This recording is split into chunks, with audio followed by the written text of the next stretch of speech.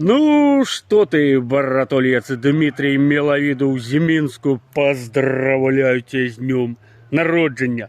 Желаю, конечно же, тебе в этот прекрасный день рожденьевский день побольше позитива, поменьше негатива, верных друзей, товарищей тебе, конечно же, обовязково, а не этой шерпотреб, который только копейки просит.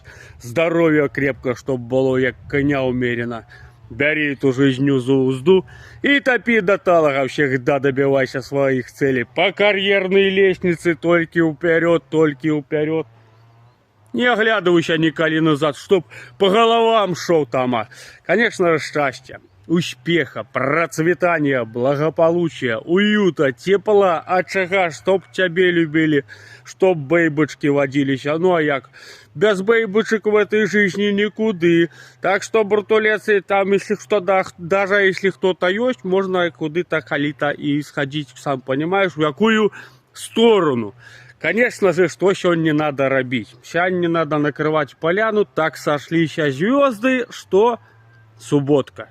Субботка, тем более праздник, надо накрыть поляну, позвать свойских братульцов да сеструльцов и по-любому этой свой день рожденьевский день отметить так, чтобы запомнилось до следующего года. Все самое вкусное на стол, а по-другому никак, як ты хотел.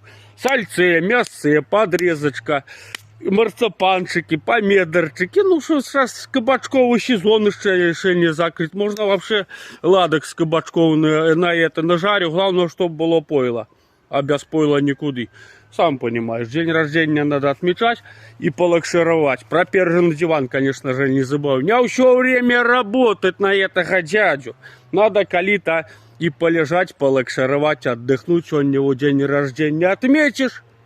В принципе, и завтра можно отмечать, потому что воскресенье. Ну, а як ты хотел? Конечно же, коллеги, братульцы, поздравляйте с днем рождения и желаю тебе всего самого наилепшего. Чего только можно пожелать в этот день. С днем рождения, братулец!